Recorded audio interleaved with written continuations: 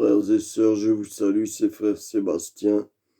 Je ne vous imposerai pas la bénédiction cette fois-ci, ni d'ailleurs durant les deux vidéos qui ont précédé celle-ci, parce que j'estime que cela aurait été déplacé et que le sujet n'était pas religieux et c'était un sujet plutôt violent. Et celui que nous allons aborder aujourd'hui également. Comme vous avez vu, j'ai fait une parodie, une petite mise en scène amateur au plus haut point de la pendaison, de l'utopique pendaison de Salah Abdeslam, qui est en train d'être jugé actuellement avec 13 co-accusés dont je ne connais pas le taux de responsabilité, dont j'ignore les responsabilités, mais lui, à n'en pas douter, et il le revendique bien haut, c'est toujours un soldat du djihad. Il se revendique comme soldat de l'État islamique qui, je vous le rappelle, même s'il a perdu en territorialité, n'a pas disparu pour autant. D'ailleurs, en Afghanistan, les talibans se battent justement contre l'EI qui tente à instaurer, qui tente à s'étendre là où le chaos règne. Et c'est comme au Mali, par exemple. Donc, la bonne morale et la doxa majoritaire voudraient que l'on soit contre la peine capitale. Comme je vous l'ai déjà dit, Jésus était forcément contre, puisque ce n'était pas un homme de violence. Mais la peine capitale en elle-même n'est pas vraiment une violence. C'est une décision de justice, une décision que la Bible nous permet dans l'Ancien Testament et où il est écrit dans certaines parties une vie pour une vie, c'est-à-dire dans le Lévitique. Jésus est venu accomplir la loi, comme il l'a dit, il n'est pas venu l'abolir. Et il a bien dit, rendez à César ce qui est à César. Aujourd'hui, nous autres nations européennes,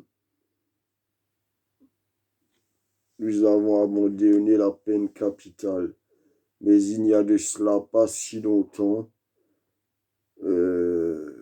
quelques mois après ma venue au monde d'ailleurs, on a aboli la peine capitale, ce qui n'est pas si vieux que cela. Il y a 45 ans, des têtes tombaient encore dans les cours des prisons. Je ne parle pas là de condamner à mort tous les criminels. On peut comprendre un crime passionnel, même si c'est inadmissible, on peut le comprendre. On peut comprendre des crimes lors d'une rixe, ça peut arriver. Cela mérite-t-il la peine capitale? Je ne le pense pas.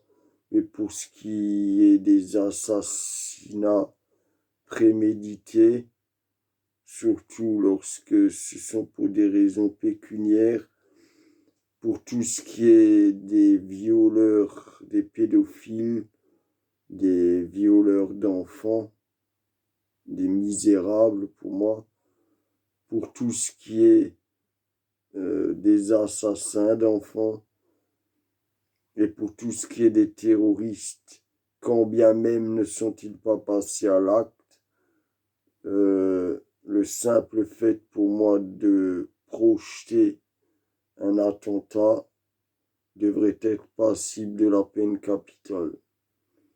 Et les derniers sondages voudraient dire nous laisse paraître qu'il semble que 50%, 55% du peuple de France soit encore favorable à la peine capitale.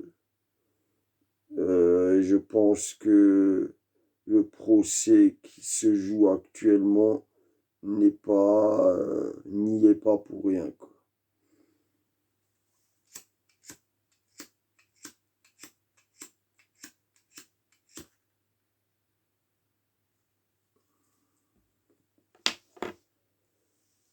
Mitterrand, les Français se sont sentis bernés à l'époque, lorsque Mitterrand a aboli la peine capitale, alors que c'était dans son programme électoral, il n'a fait qu'appliquer ce qu'il avait annoncé.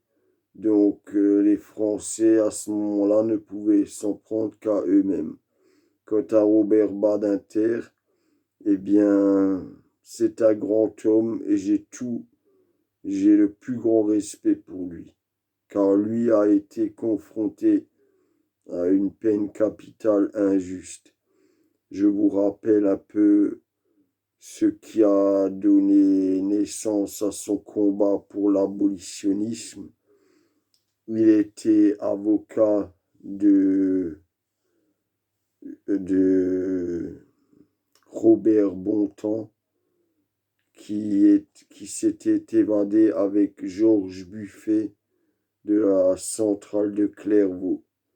Et Georges Buffet a égorgé un gardien et une infirmerie. Ils se sont retranchés dans l'infirmerie, c'était en 72, je crois, où c'est leur exécution qui a plutôt eu lieu en 72. Donc ces événements ont dû se dérouler un petit peu plus tôt, et donc ils ont été pris. Mais à l'époque, le code pénal voulait que, comme Bontemps était complice, bien qu'il n'ait fait couler pas une seule goutte de sang, il a été condamné au même titre que Buffet à la peine capitale et donc à être guillotiné.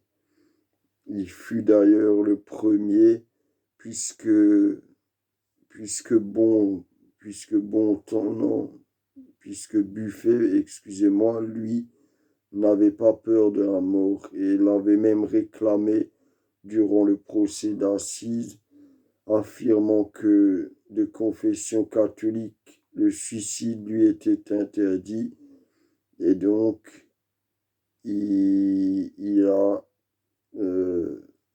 incité les jurés à lui donner la peine capitale, ce qu'il a obtenu au même titre que son malheureux complice Bontemps, qui lui voulait sauver sa peau. Et on peut bien le comprendre, il n'avait pas de sang sur les mains et je pense que s'il avait imaginé la tournure des événements, il ne serait peut-être pas parti dans cette tentative d'évasion. Donc Bontemps fut exécuté le premier, Buffet en deuxième fut exécuté, dégoûté d'une dernière demande, puisque son cynisme et sa non-peur de la mort l'avaient poussé à faire la demande d'être guillotiné dans le sens inverse afin qu'il ait le plaisir de voir le couperet s'abattre sur lui. Drôle de personnage s'il en est. Et c'est là que Robert Badinter s'est juré de faire abolir la peine capitale.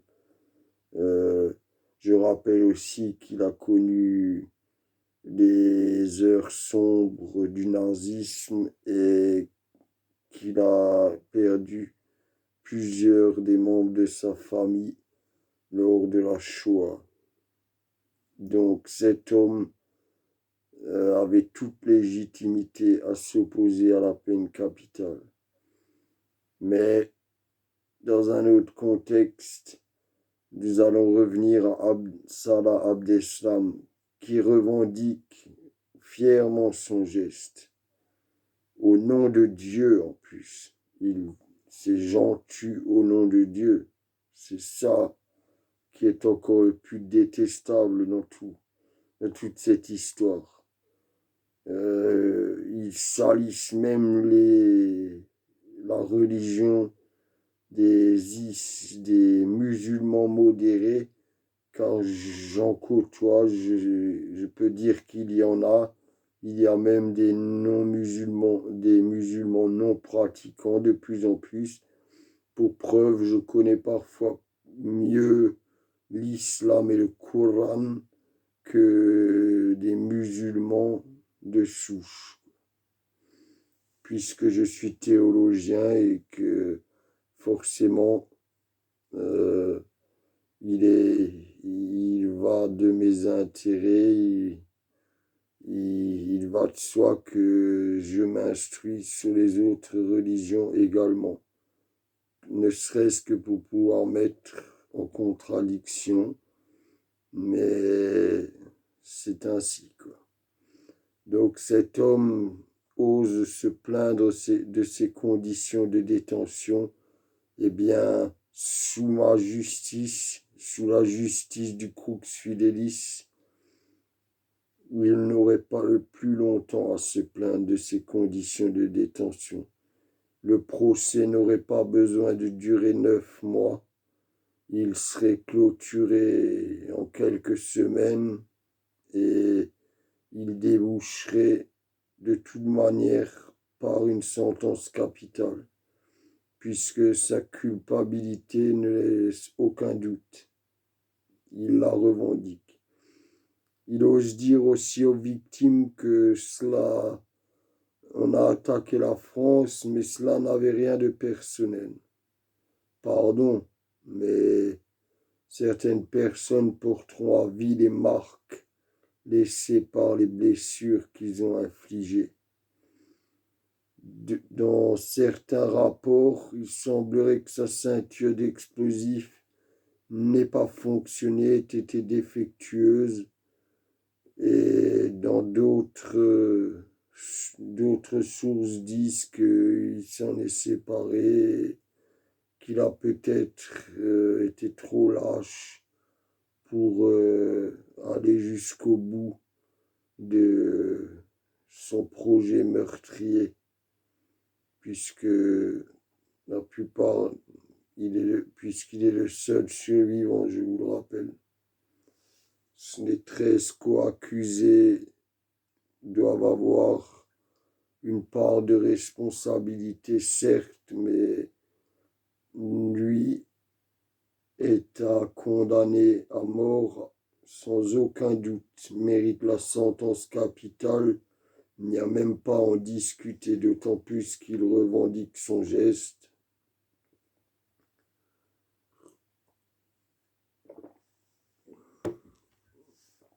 Et qu'il prétend que cela n'avait rien de personnel. J'aurais encore pu comprendre si ça avait été un ressortissant venant de Syrie, d'Irak, qui a connu la guerre et le bordel amené en Irak, par exemple, par les Américains, car ils ont causé plus de désordre qu'il y en avait sous Saddam. J'aurais pu comprendre à ce moment-là qu'un individu passe à l'action et fasse cet acte innominable de terrorisme. Malgré tout, il aurait mérité la mort, tout comme Salah Abdeslam. Mais là où je ne peux encore pas le comprendre, lui surtout, c'est qu'il est fils de l'Occident. Malgré ses origines musulmanes, malgré sa croyance en islam, c'est un pur produit de l'Occident. Et il a viré à un moment ou à un autre dans cette idéologie salafiste et dans le retour de ce califat qui serait le paradis de la Oumma.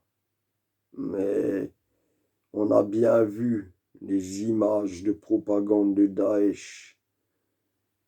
Ce devait être très réjouissant de vivre sous la coupe de l'État islamique lorsqu'on voit la façon qu'ils avaient de mettre à mort quelqu'un que ce soit.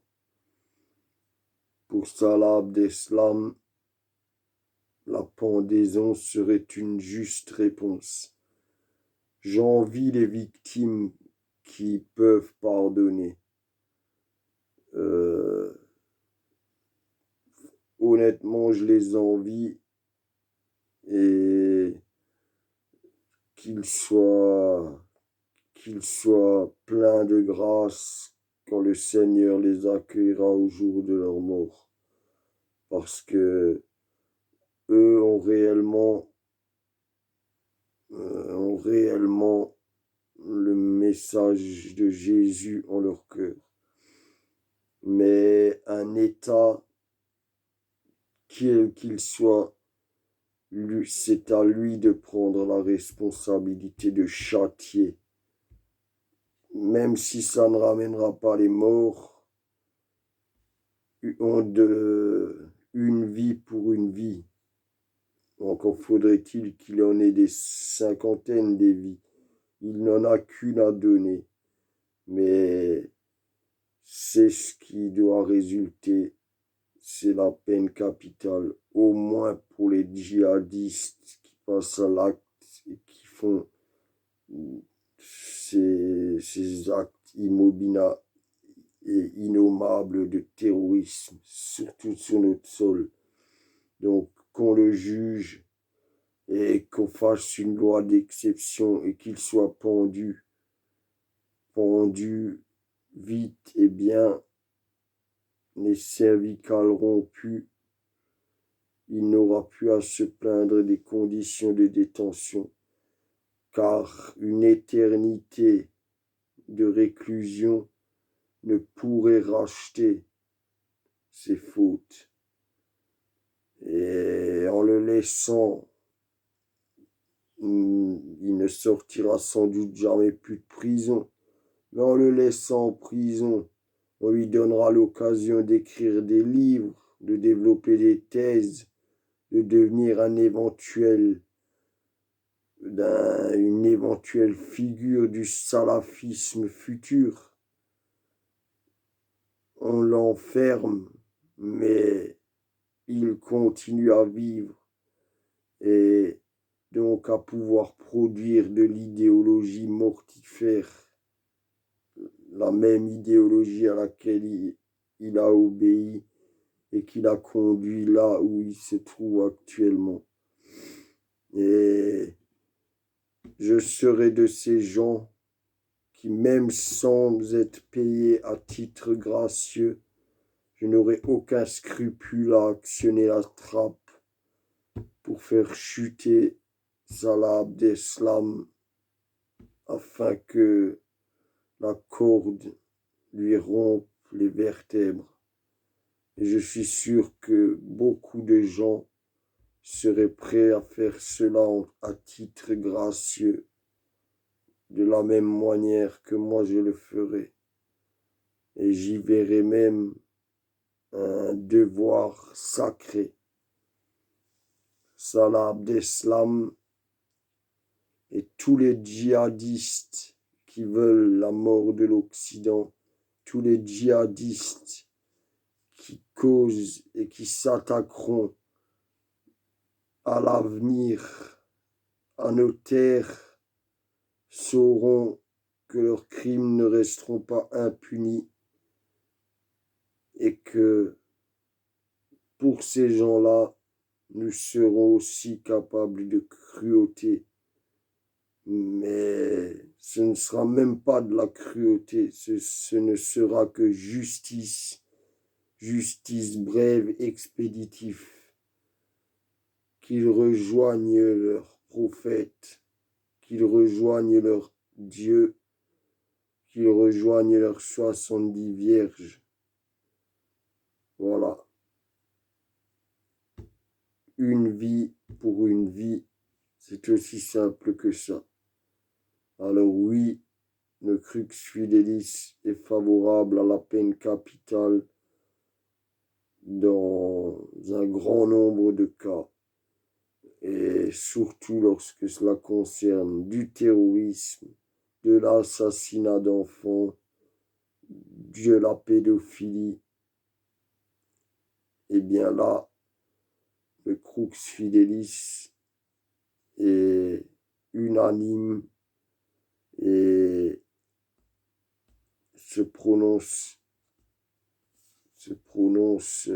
pour la peine capitale, sans aucune gêne, sans aucune honte et avec fierté, car certaines personnes méritent ce châtiment, le seul châtiment qui est irrémédiable. Mais attention, une justice qui condamnerait sans preuve formelle ou dans le doute, ne serait pas une justice. La justice, surtout pour ce qui est de la peine capitale, doit être rendue avec l'absolue certitude. Et je dis bien l'absolue certitude. Et les moyens scientifiques d'aujourd'hui nous donnent cette possibilité. L'absolue certitude. Voilà. C'est ainsi que je clôturerai ma prise de parole. Et dans les prochains temps, nous développerons des sujets un peu plus religieux, un peu plus, comment dire, un peu plus correspondant à ce que nous sommes, avant tout un ordre religieux et avant tout des moines. Moines soldats, oui, mais des moines. Sur ce, frères et sœurs, je vous salue. Que la paix du Christ soit tout de même avec vous et la grâce de Dieu. Mais je ne prononce aucune bénédiction. Au revoir. C'était frère Sébastien.